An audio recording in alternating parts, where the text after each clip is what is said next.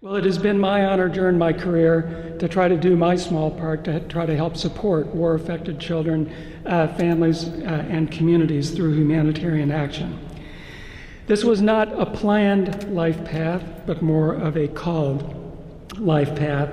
And I would say that there has been no better experience than the UMass education that enabled me to do this work. I'm very happy to say that my time at UMass Amherst brought me in contact with faculty who cared deeply about the development of the next generation of scientists and practitioners. They opened their doors, they welcomed us into their community, and they took steps to try to help us along the path of our professional and scientific development. My advice for future generations is to seek and obtain an excellent education and use your learning to help improve those around you, not only internationally, but right here at home in the Commonwealth and in our own communities, which have enormous needs. If we feel too small to make a difference, we should remember the African saying, if you think you are too small to make a difference, then you have never spent a night with a mosquito. We are big enough to make a difference, and we become big enough when we work together. To me, the UMass community embodies this spirit of working together to improve humankind, and I'm deeply honored to be part of it. He taught me how to think outside the box. And I know that sounds like kind of a cliche, but when you are really fighting to make sure, for example, that kids don't get abused and neglected, and you're fighting in this building, you have to think outside the box, over and over and over again. April is Child Abuse Prevention Month. I just want to point out that those beautiful grand staircase earlier this month was filled with 790 shoes, representing the average number of children with confirmed cases of child abuse and neglect in Massachusetts every week. I find that unacceptable. It's unacceptable. It creates long-term consequences that we can ill afford. Is that students come in a lot of different ways to UMass, and I was one of those students. I'm so glad that you're still there to mentor and to guide non-typical students in combining their skills, their passion, and their drive to succeed. It has led me to my career where speaking out on behalf of our most young and vulnerable children has been such a gift. I can truly say that none of this would have been possible without the world-class education I received at the University of Massachusetts Amherst.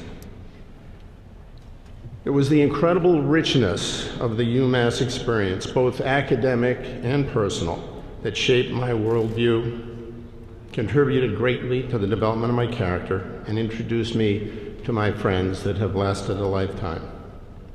While at UMass, I experienced the growth of the peace and feminist movements, Woodstock, a nationwide campus strike, and yes, Strawberry Fields. These were often tumultuous events, but the UMass community always found a way to come together and grow from the experience. I left UMass with a firmly grounded appreciation for the fact that we are one people sharing one planet, and that both must be respected and nurtured if we are to enjoy a healthy and prosperous existence. And to say unequivocally, I am, and in my opinion, there's a piece of every Massachusetts citizen that is UMass. Go UMass. The term data scientist wasn't even coined yet. Now, less than 10 years later, I work at Microsoft as a data science lead alongside a large team working on machine learning and artificial intelligence solutions. Now, because I've had amazing role models in my life, like my parents, and I know not everybody has been so fortunate, I mentor girls through the Girls Who Code organization.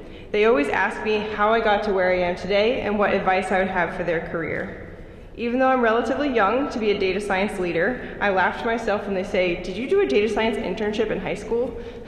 And I say back, actually the best piece of advice I did, or what I did best, was I read my calculator manual, which was my summer calculus homework.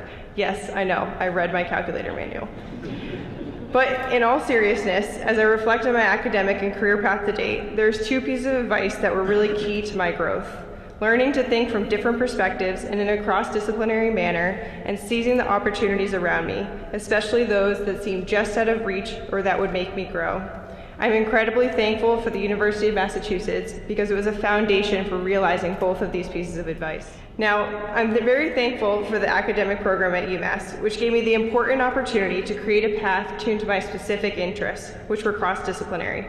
Not only did I get to study psychology and math, but I could create my own major through the BDIC program in organizational behavior through statistical analysis.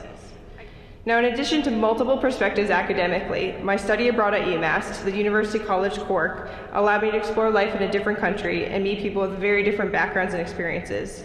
I'm very thankful for this experience as I now lead a team of data scientists from 8 different countries with a wide range of backgrounds from PhDs in oceanography to advanced physics.